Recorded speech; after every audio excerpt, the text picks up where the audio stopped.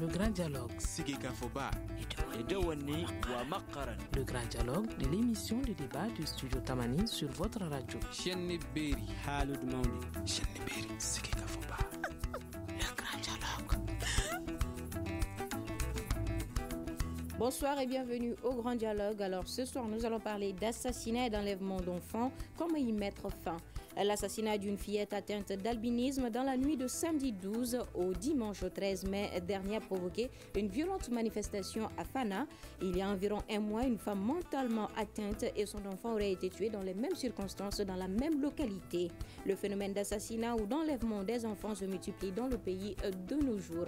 Et pour débattre de ce sujet, nos invités sur ce plateau, Aboubacar El Hassan Doumbia, président de l'Association pour la promotion, la protection et l'insertion sociale de l'enfant Albinos SOS Albinos, Drissa Traoré, coordinateur du projet conjoint AMDH-FIDH et monsieur Mohamed Touré, psychologue administrateur des affaires sociales. Je suis Fatmata Togola. Le grand dialogue. Assassinat, disparition et enlèvement de personnes, particulièrement les enfants. Qu'est-ce qui explique ce phénomène? Nous allons ouvrir le débat avec M. Touré. Merci, madame. Effectivement, moi, c'est Mohamed Touré. Je suis psychologue de mon état et administrateur des affaires sociales. Je me réjouis d'être aujourd'hui dans le débat Grand Dialogue de Studio Tamani. Une radio pour laquelle j'ai beaucoup de passion. J'ai toujours suivi le grand débat. Souvent même, j'ai envie de participer directement, mais je me rends compte que ce n'est pas possible. Oui. Donc l'occasion m'est ainsi offerte. Et permettez-moi aussi de remercier tous vos auditeurs qui suivent cette émission très importante de Radio Tamani. D'accord. Je crois que, avant de commencer le sujet, proprement dit, il faut d'abord définir ce que c'est qu'un enlèvement. Parce que je crois que c'est autour de l'enlèvement, l'assassinat et la disparition d'enfants. L'enlèvement, c'est d'abord une action qui consiste à s'emparer de quelqu'un et à le détenir contre sa volonté. Et généralement, par force. Et pour plusieurs raisons. Oui. Et comme nous sommes dans le cadre de l'enlèvement de l'enfant, qu'est-ce qui peut amener à ce que vraiment on fasse l'enlèvement d'un enfant? Qu'est-ce qui explique ce phénomène? Ce phénomène s'explique par plusieurs facteurs, parmi lesquels le premier facteur qui peut amener à enlever un enfant, c'est généralement quand, par exemple, il y a le divorce au sein de la famille, entre les parents. Il y a un des parents qui peut s'emparer de l'enfant, l'amener, le voler. On peut l'appeler aussi le prendre l'enfant contre le gré de l'autre parent. Ça arrive souvent. Le deuxième facteur qui peut arriver aussi, c'est une autre personne qui n'est même pas de la famille, qui n'est même pas un parent, mais qui peut-être c'est quelqu'un qui a besoin, une femme qui a besoin d'un enfant, qui n'a pas eu la chance d'avoir un enfant. Alors il guette, il trouve l'occasion, il s'empare, il va avec l'enfant. Et le troisième maintenant, c'est dans ce cadre-là que nous sommes, c'est à caractère criminel. Et à caractère criminel, on donne beaucoup de considérations sociologiques et historiques par rapport à ce caractère criminel. Et très généralement, on parle de crimes rituels. En réalité, crime rituel, ça n'existe pas. Le crime, qu'il soit rituel ou pas, c'est un crime et passible de sanctions. Dans nos sociétés anciennes, la vie de l'homme est sacrée. La vie de l'enfant est sacrée. La vie du bébé est sacrée. Donc il n'était pas permis dans nos sociétés anciennes de tuer ou d'assassiner ou de faire le maître d'un enfant. Loin de là. Mais très généralement, on se cache derrière ce qu'on appelle des sacrifices humains. Les sacrifices humains, ce n'est pas des sacrifices d'hommes, de personnes. C'est les sacrifices que l'homme fait par rapport à des situations particulières. Les sacrifices humains, ce n'est pas la même chose que les crimes rituels. Les sacrifices humains, c'est qu'on se rend compte qu'il y a beaucoup de chaleur, il n'y a pas de pluie. Alors on essaie de réunir les vieux du village. Alors on essaie de voir comment faire des sacrifices humains à travers soit des produits alimentaires, soit à travers des animaux. Mais jamais à travers l'individu. D'accord, nous allons revenir à vous. Monsieur Drissa Traoré, êtes-vous avec nous? Oui, je suis avec vous. D'accord. Depuis Mopti. D'accord, depuis Mopti. Alors, dites-nous, ces assassinats, disparitions, enlèvements de personnes, particulièrement d'enfants, c'est dû à quoi? Et nos organisations, notamment la NDH, considèrent que cet assassinat est un assassinat crapuleux et effroyable. Et bien sûr qui doit pas rester impuni. Et notamment un assassinat sur une fille, une petite fille et une enfant, constitue un crime grave. Et alors, pour parler des facteurs qui favorisent de tels crimes, on n'est pas sans savoir que des populations, des fanats ont manifesté hier et étaient mécontents, notamment à cause, selon eux, je mets entre guillemets, de l'impunité, mais aussi du manque de réactivité des autorités. Mais nous, en fait, on ne fait pas des valeurs, des jugements des valeurs, mais c'est pour parler un peu de la... Alors, dans l'ensemble, vous pouvez constater qu'au Mali, je ne dirais pas que l'impunité règne, mais quand même, l'impunité est un facteur qui aggrave la position des crimes. Et d'où la nécessité pour les autorités judiciaires de doubler, bien sûr, de redoubler d'efforts pour davantage, et non seulement permettre aux victimes de tels crimes d'accéder à la justice, mais et surtout aussi de condamner les cas échéants des auteurs de tels crimes. Et là, nous savons très pertinemment que la lutte contre l'impunité est un moyen, bien sûr, un défi très important pour prévenir de tels crimes. Et vous savez que nous sommes en période préélectorale, donc on n'est pas sans savoir qu'il faut prévoir de telle infraction, de telle exception. Donc, d'où la nécessité de réagir, bien sûr, avec plusieurs et avec rigueur pour prévenir la survenance d'autres crimes de cette nature. D'accord, M. Traoré. Alors, M. Touré, vous venez d'entendre tout de suite M. Traoré qui nous parle d'impunité. Partagez-vous ce même point de vue?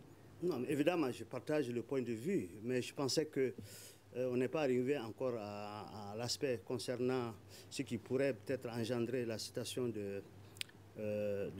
d'infanticide ou bien d'enlèvement ou d'assassinat d'enfants.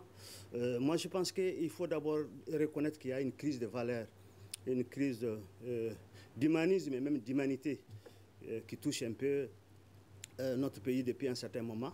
C'est vrai qu'aujourd'hui, on parle de disparition et d'assassinat d'enfants, mais en réalité, ça va au-delà. Il y a beaucoup d'autres formes d'assassinat qui sont en train de se faire un peu partout sur toute l'étendue du territoire national, et que ce que nous vivons aujourd'hui au niveau des FANA, c'est un aspect qui, pour nous, on ne peut pas du tout le tolérer, et on est obligé de le dénoncer, et on est obligé d'interpeller tous ceux qui doivent intervenir pour qu'une telle situation ne puisse se reproduire. Parce qu'aujourd'hui, c'est Fana, demain, ça peut être encore Fana, après demain, ça peut être une autre localité. Mais qu'est-ce qu'il faut faire pour que cela ne puisse plus revenir? Mais la réalité, il faut le dire, c'est le contexte dans lequel nous sommes qui est en train de nourrir un peu ces questions d'inhumanisme vis-à-vis entre nous-mêmes Maliens, et qui va jusqu'à toucher les couches les plus sensibles, qui sont les enfants. C'est pour simplement vous dire que ce n'est pas tout à fait lié à ce qu'on dit généralement qu'il s'agit de crimes rituels. Loin de là, ce n'est pas des crimes rituels, parce que pour moi, un crime rituel, c'est comme n'importe quel autre crime et qui est passible des mêmes sanctions que n'importe quel autre crime. Il ne faut pas qu'on se cache derrière le fait que non, c'est des crimes rituels, mais c'est des assassins qui ont fait ce travail, et il faut les identifier, il faut les traquer, et il faut qu'ils répondent de leurs actes criminels qu'ils ont fait. Donc c'est comme ça que moi je vois la question, et pour moi il faut le mettre dans un cadre beaucoup plus global à l'orée des élections à venir, parce que chaque fois qu'il y a une situation du genre, il y a un événement qui s'annonce de grande envergure. On a connu après les événements de 91, la violence était de mise pratiquement tous les jours. Aujourd'hui, on est à quelques mois des élections, on revoit encore cette violence surgir.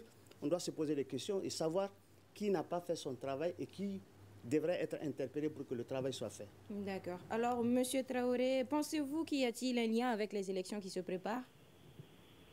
Bon, moi, je ne saurais le confirmer, mais il ne faut pas négliger, bien sûr, Et c'est là, puisque ces derniers temps, je crois que ce cas n'est pas isolé. Donc, ces derniers temps, voilà, nous avons effectivement constaté qu'il y a l'enlèvement d'enfants et voire assassinat de par-ci par-là, même si, bon, il faut quand même nuancer, c'est pas à grande échelle, mais quand même, voilà, il faut prendre des mesures adéquates pour, si bien sûr c'est dû aux élections, il faudra prendre des mesures avant les élections, mais il faut se dire une chose, c'est la surveillance et la sécurisation des populations, c'est une question de... C'est un besoin quotidien. Donc, cette sécurisation ne doit pas être liée aux élections. Et tous les jours, les citoyens on doit sécuriser les citoyens et leurs biens. Et quand nous soyons en amont des élections ou pendant ou après les élections, donc il est important que des mesures idoines soient prises, pour assurer la sécurité des populations. Et si il se trouve que c'est lié aux élections, donc il faut quand même, comme on dit, redoubler d'efforts pour davantage sécuriser les populations, et notamment les enfants. Mais permettez-moi de revenir un peu sur les caractères criminels, pour rassurer notre ami que les caractères criminels n'enlèvent en rien, bien sûr, la gravité, bien sûr, du fait que bien au contraire, ça pourrait être une circonstance aggravante, c'est surtout c'est fait sur un enfant. Donc c'est un crime grave, et d'où la nécessité, comme je disais tantôt, de faire la lumière sur cette exaction, cette infraction, et là, c'est surtout poursuivre l'auteur ou les auteurs, les cas échéants, les condamnés, pour éviter la récurrence de tel crime. Parce que j'ai cru comprendre que ce n'est pas la première fois que ça arrive à Fana. Et je crois il y a quelques semaines, c'est là, une femme et son enfant auraient été exécutés. Et donc, voilà, la réponse idoine doit être une réponse judiciaire, mais surtout, elle doit être aussi une réponse venant bien sûr aussi des populations, donc les populations qui doivent bien sûr être appelées à la retenue. Hier, je peux vous dire qu'hier, moi, j'étais un témoin des manifestations qui ont eu lieu, puisque je venais de Ségou. Là, j'ai coïncidé avec, là, les routes étaient barrées, des pneus brûlés, la gendarmerie brûlée, des bars et des restaurants brûlés. Donc, je peux comprendre l'indignation des populations, mais il est quand même important qu'on revienne un peu et qu'on sache, comme on le dit souvent, qu'on sache les raisons garder. Et surtout, que nous interpellons les autorités pour, bien sûr, apporter des réponses afin de calmer les ardeurs de la population. D'accord. Oui, M. Touré, vous voulez réagir à Je ne souhaiterais pas peut-être qu'on fasse une fixation autour de Fana. C'est à Fana que le cas a été révélé. Mais on se pose la question, est-ce qu'il n'y a pas plusieurs cas ailleurs qui n'ont pas été révélés, qui n'ont pas été connus et qui n'ont pas été mis devant la scène publique? Parce que c'est ça l'importance même de la communication, de la presse, de pouvoir donner l'information parce qu'elle a existé. Mais combien de cas comme ça existent qui ne sont pas connus et qui ne sont pas mis au devant de la scène publique? Mais ça ne veut pas dire que ces cas n'existent pas. Les cas du genre existent partout. Mais je me dis aussi que où que ça puisse se produire, et il va falloir se poser des questions. Et je suis d'accord que ce n'est pas que les élections, ce n'est pas que à l'approche des élections électorales, mais je dis quelque part aussi, on a toujours constaté que chaque fois qu'il y a des événements de nature, de telle nature qui s'annoncent, alors il y a une confusion qui fait que souvent on rencontre des cas de violence. Parce que moi, je mets l'assassinat et la disparition de ces enfants dans un cadre de violence généralisée à tous les niveaux et qui concerne toutes les couches de notre pays, aussi bien au nord qu'au sud. Donc, c'est cette généralisation que je voudrais qu'on mette en avant et pour dire, mais pourquoi aujourd'hui cette situation, nous la vivons et qu'est-ce qu'il faut faire pour mettre fin à cette situation? Et selon vous, pourquoi la multiplication de ces incidents maintenant? Bon, la multiplication de ces incidents peut avoir en fait plusieurs raisons. Je dirais d'abord que notre société, depuis un certain moment, on a constaté qu'il y a une sorte de crise de valeurs, crise d'humanisme. La fraternité d'antan, le vivre ensemble d'antan est en train de s'émousser. Aujourd'hui, on a l'impression que nous sommes dans une société où chacun pour soi et Dieu pour tous. C'est ça, chacun est pour soi. Ce n'est plus la collectivité, ce n'est plus la famille, ce n'est plus les autres. Chacun c'est l'égoïsme qui s'installe. C'est la part du gain personnel qui est là. Et je ferai tout pour subvenir à ce besoin, même si je dois utiliser les armes pour pouvoir subvenir à ce besoin. C'est le communautarisme. Certains qui pensent que non, il est grand temps que nous-mêmes nous puissions nous gérer, sans que ça ne soit dans un cadre normatif, dans un cadre institutionnel, dans un cadre politique. Ça aussi, ça amène cette violence. Le cas du radicalisme religieux qui est là, qui est aussi un facteur qui est en train de gangréner la société, parce que simplement, certains religieux n'ont pas compris le rôle réel de la religion. Et imaginez-vous des gens qui viennent dire qu'ils vont apprendre aux gens de Tombouctou la religion musulmane, qui pourraient l'expliquer. Ça, on ne l'appelle pas la religion, c'est autre chose. Donc vous voyez, sans oublier la conjugaison de tous ces facteurs d'ordre de déception, d'ordre endogène, mais aussi exogène. Parce que la violence, ce n'est pas seulement une affaire à l'intérieur du pays, mais la violence s'internationalise. La violence, c'est partout. Donc c'est tous ces facteurs qui concourent pour qu'aujourd'hui, nous nous mettons dans une situation où nous n'avons plus de tolérance vis-à-vis de l'autre et on n'hésite pas à utiliser tout ce que nous avons sur nous pour pouvoir faire notre crime. Et malheureusement, quand ça touche les enfants, je crois que là, on doit se poser des questions et on doit vraiment se donner la main pour voir comment juguler définitivement ce problème, parce que ça ne peut pas continuer.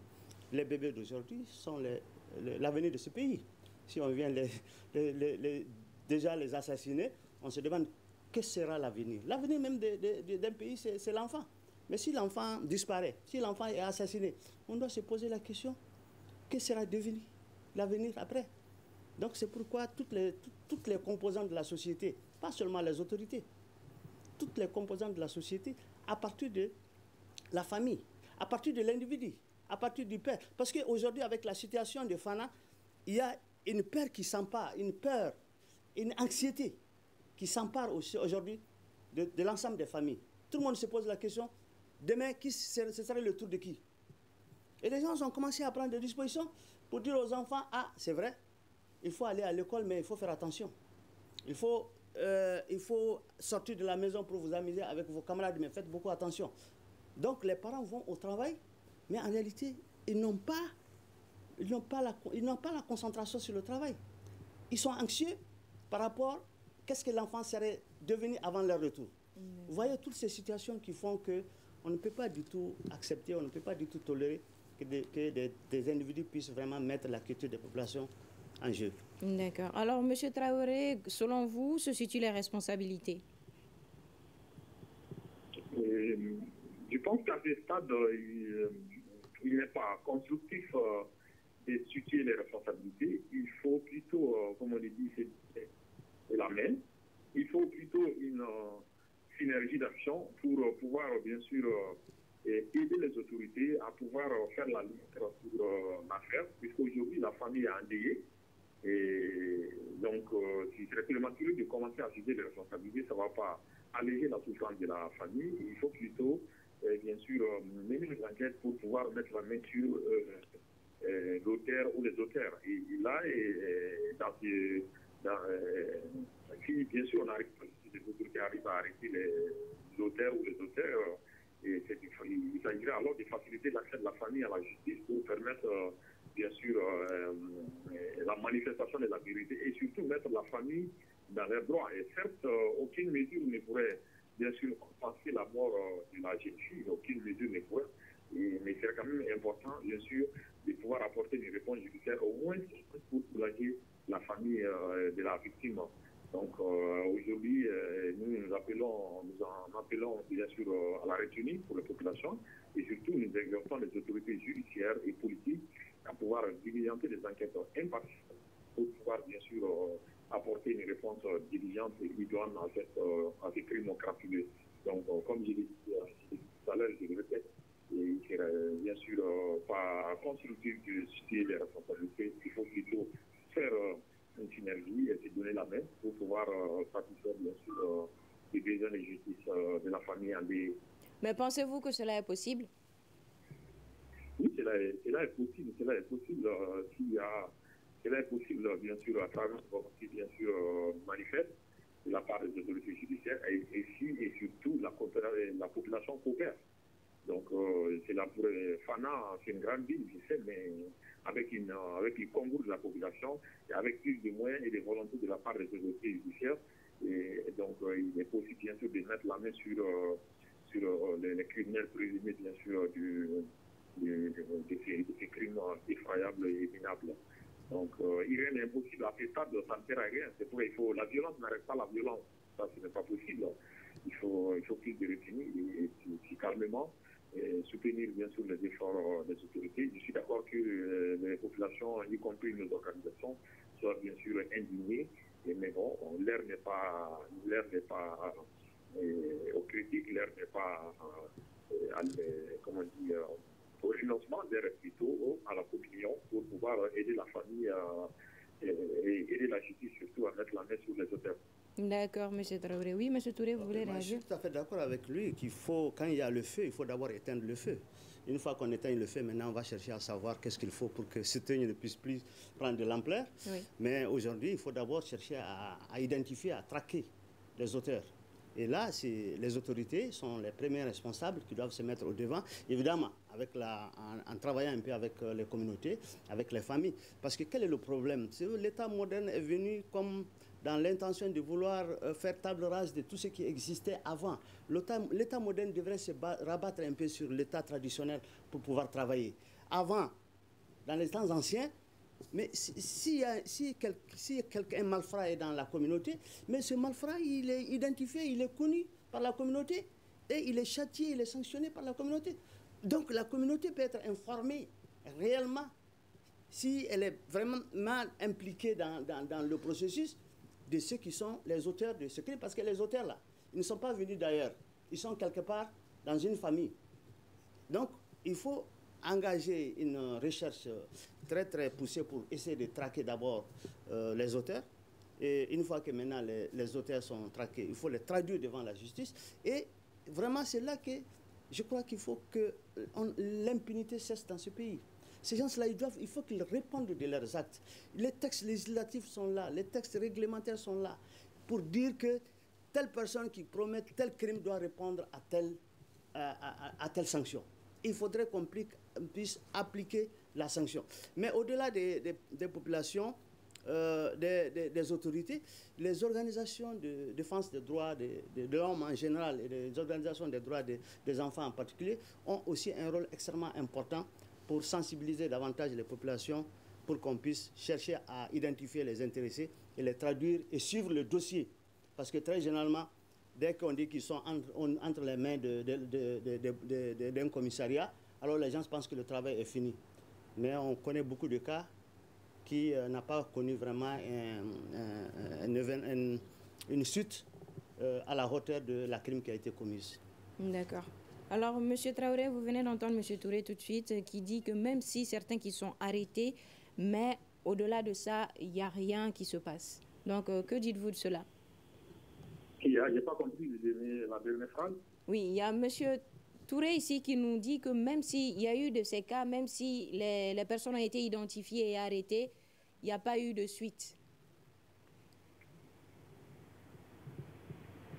Allô? Oui, M. Traoré, vous êtes avec nous? Oui, je suis avec vous, mais oui, je disais que... Oui, M. Touré nous disait que bien qu'il y a des personnes qui ont été arrêtées dans d'autres circonstances, il n'y a pas eu de suite. Oui. Ah, ok. Dans le cadre de l'impunité.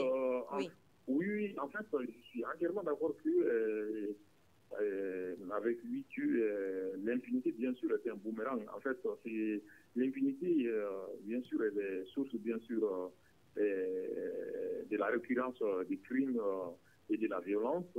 Et aussi, c'est une mesure visant non seulement à punir et à réprimer, mais aussi à prévenir, bien sûr, prévenir la récurrence des crimes et la commission des crimes. Et si, bien sûr, des mesures sont prises pour réprimer de tels crimes, ça permet effectivement d'éviter la récurrence des crimes. Donc, je suis entièrement d'accord que nous, on a l'habitude de le dire dans le cadre des viols à répétition qui ont été recensés à Bamako un moment. À l'époque, nous avons dit aux autorités que cela constitue un problème dans la mesure où il y a eu des crimes, des viols à l'époque qui n'ont pas donné, bien sûr, une encourage d'autres à commettre ces crimes. Mais si, bien sûr, on avait rendu justice pour effectivement punir les auteurs et comme on dit, et mettre dans leurs droits les victimes. Et donc cela avait bien sûr découragé d'autres individus à commettre des crimes. Donc voilà, je reviens bien sûr au début pour dire que le levier de la justice est important, que le levier de la lutte contre l'impunité est important pour éviter et encourager surtout d'autres à commettre de tels crimes. Est-ce qu'on peut dire que cela peut être l'une des raisons du soulèvement de la population à Fana durant le week-end suite à cet événement-là? Oui, on peut comprendre l'indignation de la population. On peut comprendre l'indignation de la population, mais on ne peut pas non plus accepter la violence. On ne peut pas non plus accepter, bien sûr, que des manifestations débouchent sur de telles violences.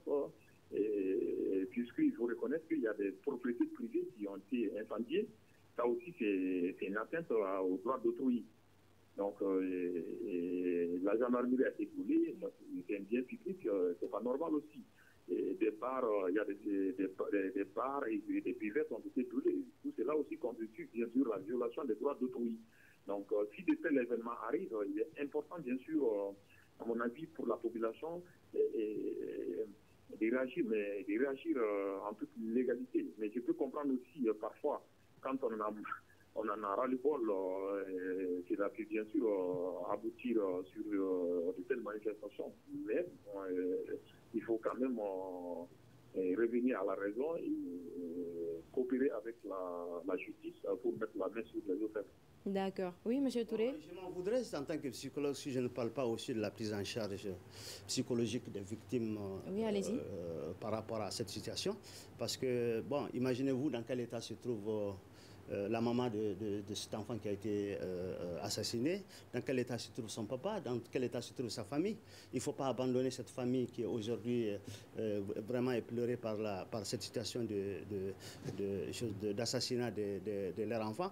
Parce qu'à côté de la prise en charge juridique qui est tout à fait normale, il faut penser aussi à une prise en charge psychologique et une prise en charge sociale qu'on néglige très généralement et qui a des conséquences souvent sur la famille. Mais par rapport à votre question pour dire qu'est-ce que cela explique le soulèvement, bon, je dirais oui, ça explique, hein, mais ça ne justifie pas le fait d'aller attaquer vraiment des structures privées et des structures publiques, pour la simple raison que l'État doit se dire que le fait de sortir, que la masse sorte, que la population s'indigne à travers des marches, c'est normal, c'est constitutionnel, mais il faudra que l'État puisse vraiment encadrer. Il ne faut pas laisser la foule. La foule est plus dangereuse que tout ce qu'on peut imaginer. La foule est incontrôlée. Dès que c'est la foule, il faut s'attendre à tout. Donc, l'État doit se dire, si les populations sont sorties, comment travailler avec ces populations, comment les encadrer pour que cette marche puisse se faire dans les conditions meilleures. Même si, en réalité, cette marche, c'est contre l'État. Toutes les marches qui se font pratiquement, c'est contre l'État, mais ce n'est pas une raison pour que l'État ne puisse pas sécuriser les structures publiques et puis les biens des privés. Et c'est là. Sinon, ça s'explique bien que les populations manifestent leur indignation, leur mécontentement par rapport à ce qui s'est passé. Mais ça ne peut pas justifier des attaques de services publics. Et on ne peut pas imaginer qu'il y ait une gendarmerie qui est là pour sécuriser les populations, pour leur propre sécurité, parce que simplement, il y a eu un problème d'humeur. Bon, je m'excuse, hein, c'est un problème réel, mais ce n'est pas une raison pour aller saccager la gendarmerie, qui est là pour protéger la population. Il faut qu'on aille dans le cadre de la concertation et de la collaboration entre tous pour que ces événements ne puissent plus se reproduire. Il ne sert à rien d'être dans une tension de l'État contre les populations et éviter vraiment que la foule ne puisse se déverser dans la rue avec toutes les conséquences auxquelles nous pouvons nous attendre. Oui. Vous avez fait mention d'une question pour parler de la prise en charge psychologique des victimes. Ouais. Pouvez-vous nous dire concrètement quel impact toute cette situation peut avoir sur la population? Ok, vous savez, hein, devant toute situation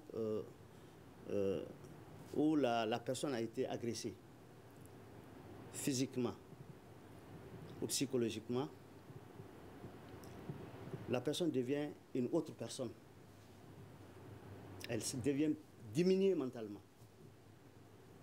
Elle a besoin maintenant de se résilier, de revenir à elle-même.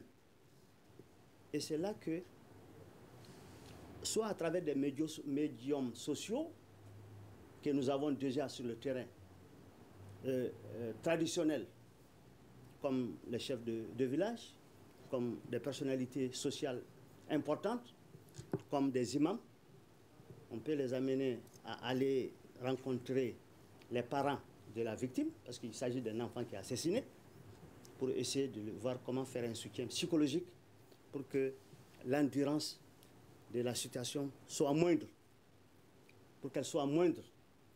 Et elle va disparaître peut-être avec le temps, mais pour qu'elle soit moindre. Mais tant que vous laissez la personne à son sort, il y a ce que nous appelons des flashbacks, comme des images noires qui sont là. Son enfant qui était là hier, qu'il aimait bien, qu'il a perdu comme ça dans une situation. Et il peut comprendre que c'est une mort naturelle, et avec la religion, il comprendra très bien que c'est une mort naturelle, même si c'est toujours une mort, mais quelque part il va pouvoir se résilier pour dire que c'est un fait de Dieu. Les autres sont venus me voir, je vais essayer de voir comment l'accepter. L'accepter, c'est douloureux, mais ça finira par se comprendre au fur et à mesure. Mais c'est une situation que nous ne faisons pas généralement, c'est une intervention que nous ne faisons pas généralement, et on se rend compte que souvent, ça joue sur le moral, le mental de la famille. Si c'est une victime qui a été violée, ça peut jouer sur son mental pour toujours. Elle ne sera plus celle qu'on a connue par le passé, et ça peut jouer sur sa vie, même sur le plan même des relations avec les autres, les relations avec elle-même et avec l'ensemble de la société. Donc elle ne sera plus celle qu'on a connue par le passé. Donc c'est pourquoi c'est important qu'il puisse avoir cette prise en charge psychologique qui doit accompagner les autres formes de prise en charge que nous faisons en cas de sinistre ou en cas d'agression sur un individu. D'accord. Alors, M. Traoré, bien que les associations sont à pied d'œuvre pour faire face à ce phénomène, il ne fait que se détériorer. Qu'avez-vous à nous dire concernant ça? Qu'est-ce qui explique tout cela? Et, encore, la question de prise en charge psychologique, je suis entièrement d'accord avec lui que c'est important, même si dans d'autres pays on minimise cette problématique. Et donc là, pour le reste, je n'ai pas compris quand vous dites qu'est-ce qui explique quoi. Je n'ai pas compris. Je disais que bien que les associations sont à pied d'œuvre pour faire face à ce phénomène, ça continue qu'à se détériorer. Oui. En fait, oui, chacun, je comprends effectivement la question, et chacun est dans son rôle. Le rôle des associations de défense des droits de l'homme, c'est de continuer à observer, c'est de continuer à alerter et surtout de proposer. Et bien évidemment, ça passe aussi par la prise en charge des victimes.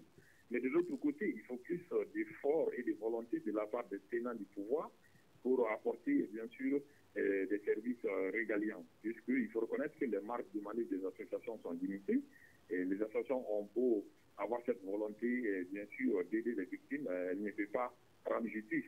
Elles ne peuvent pas non plus, voilà, elles n'ont pas de forces répressives pour sécuriser les populations. Donc, je disais tantôt, cet aspect qui n'est pas du tout à négliger. Donc, les populations, disons, les droits à la sécurité et les droits à la justice sont des droits, bien sûr, qui reviennent aux populations, et les devoirs de sécuriser et les devoirs de rendre justice sont, bien sûr, de l'apanation étatique. Donc, d'où la nécessité pour chacun de continuer à jouer son rôle, et surtout, il faut que nous travaillions dans la complémentarité. Donc, nous, en ce qui nous concerne, nous n'allons pas rester en marge, bien sûr, de cette lutte qui invite, salutaire, qui invite, bien sûr, qui permet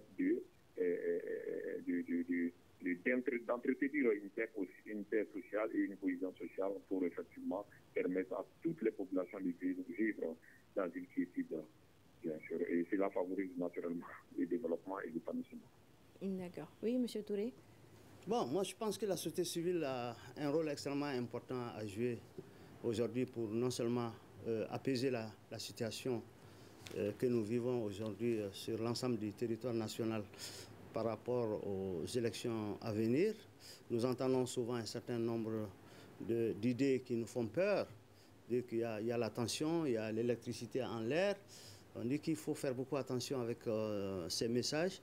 L'essentiel, c'est de mettre les acteurs devant les responsabilités et que chacun sache ce qu'il doit faire et qu'il le fasse très bien.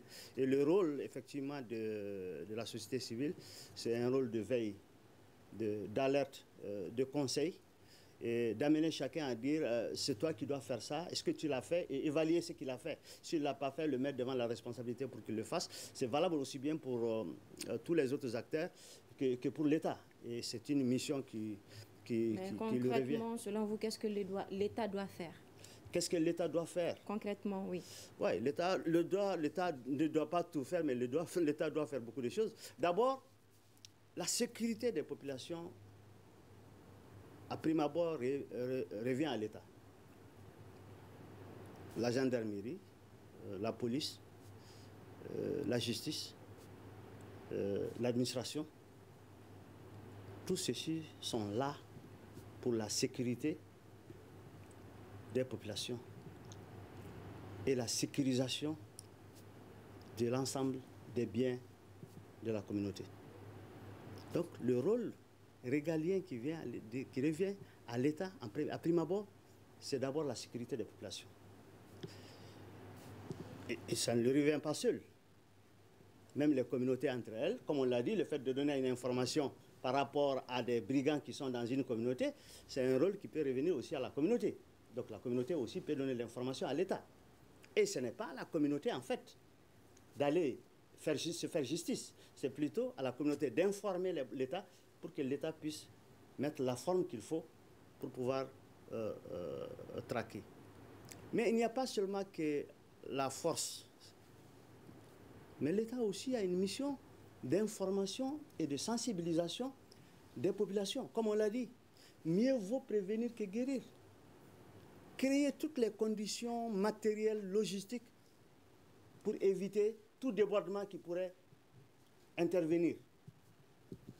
Le cas, par exemple, de ce dont nous parlons tout de suite, par rapport à l'assassinat des enfants, nous avons des structures étatiques qui ont en charge la gestion des enfants.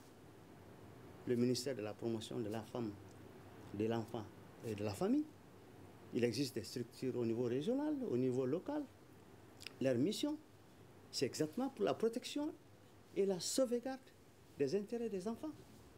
Donc ça veut dire que ça aussi, c'est un rôle de l'État, parce que c'est des structures déconcentrées et de l'État. Et à côté des missions de sécurisation des populations, au niveau des forces de l'ordre et de sécurité, comme on l'a dit, il y a les missions d'information, mais il y a aussi les missions de formation. Il faudrait former tous ceux qui interviennent aussi dans le cadre de la protection des enfants. Il faudrait créer les structures aussi pour que ces enfants puissent être quelque part protégés. C'est un bébé, mais il aurait dû être un enfant, par exemple, de 7 ans, mais sa place est à l'école. Il doit être à l'école. Et l'État doit faire en sorte que, comme c'est un droit constitutionnel, que l'enfant puisse aller à l'école. Donc tout ça rentre dans le cadre de la protection de l'enfant et du développement de l'enfant, qui est de la responsabilité de l'État, mais en collaboration aussi avec non seulement les communautés, mais n'oublions pas aussi les collectivités qui sont là, ont un rôle extrêmement important à jouer. Parce que tous ces enfants, toutes ces structures élèvent d'une communauté. Et qu'est-ce que la collectivité fait pour pouvoir protéger ces populations? Là aussi, c'est important de le mettre sur la table et d'en discuter. Donc, l'État a son rôle, mais il n'est pas le seul. Mais il est le rôle catalyseur pour que toutes les conditions soient réunies pour la protection des enfants. Tout à fait. Alors, Monsieur Traoré, selon vous, comment mettre fin à ce phénomène? Monsieur Traoré? Alors, oui, je vous suis. Il n'y a pas une solution magique à ces problèmes. Et la solution doit venir de l'application stricte des lois, c'est un aspect. Et cette application doit se traduire par la distribution d'une bonne justice. Et elle doit également se passer par la facilitation de l'accès des victimes ou de la victime à la justice. Et en plus, bien sûr, de l'application stricte des lois, et il faut aussi plus de volonté politique de la part des autorités pour pouvoir accompagner la justice afin de lui permettre de pouvoir, bien sûr, mettre fin à de telles pratiques. Et il y a aussi, mon frère a parlé de la pédagogie. Donc, il doit y avoir aussi de la pédagogie, puisque tous ces phénomènes ne doivent pas être résolus que par la voie illégale. Et il faut aussi passer par la pédagogie, notamment la sensibilisation et l'information sur les pratiques illicites, la sensibilisation et l'information sur les droits et les devoirs des citoyens. Et donc, ce travail peut aussi peut revenir à la société, tant à la société civile qu'aux acteurs étatiques. Mais il faut et surtout, bien sûr, inciter les populations à coopérer avec les forces de l'ordre. Et cette coopération, bien sûr, elle doit être, encouragée et de l'autre côté par les forces de l'ordre qui doivent, bien sûr, qui ne doivent plus regarder les populations comme étant des ennemis, mais plutôt comme des acteurs. Ils doivent les aider dans leur travail régalien, qui est la sécurisation des populations et leur bien. Donc, en vrai dire, il n'y a pas une solution magique. Il doit y avoir un concours de facteurs et un concours des moyens pour pouvoir éradiquer, sinon réduire ces phénomènes d'insécurité qui deviennent de plus en plus fréquents dans notre société. D'accord. Merci, M. Traoré. M. Touré, avant de boucler ce débat, un mot de la fin. Bon, le mot de la fin, c'est d'abord saluer Radio Tamani pour nous avoir invités à ce débat, qui non seulement est un débat sur un problème d'actualité, mais c'est un débat aussi sur un problème très important sur lequel tout le monde doit pouvoir se prononcer. Non seulement se prononcer, mais aussi intervenir. Ce problème, il faut mettre fin à ça. Comme mon frère l'a dit tout de suite, il n'y a pas de solution toute faite, mais nous pensons que si nous arrivons à mettre en place les différentes énergies intelligentes, la société civile, l'État, les populations, on arrivera à bout de cette situation que nous regrettons amèrement. Mais pour ça, il faut vraiment une union sacrée de l'ensemble des populations pour faire face à ce problème et faire en sorte que ce problème ne puisse plus se répéter. Ce n'est pas dans l'intérêt des familles, ce n'est pas dans l'intérêt de la nation, ce n'est dans l'intérêt de personne. Merci, M. Touré. Malheureusement, le temps nous fait défaut. Je tenais à rappeler que M. Aboubacar El Hassan Doumbia, président de l'Association pour la promotion, la protection et l'insertion sociale de l'enfant albinos, bien qu'il ait confirmé sa présence, a été absent de ce débat. Merci beaucoup à nos invités. Ce débat prend fin, qui était sur l'assassinat, les enlèvements et la disparition des enfants. C'était une présentation de Fatmata Togola, la mise en onde de Mamadi Keïta. La régie vidéo est assurée par Noundjire et Peting Diara pour la photo. C'est une réalisation et une coordination de la rédaction en chef de Studio Tamani. Le grand dialogue.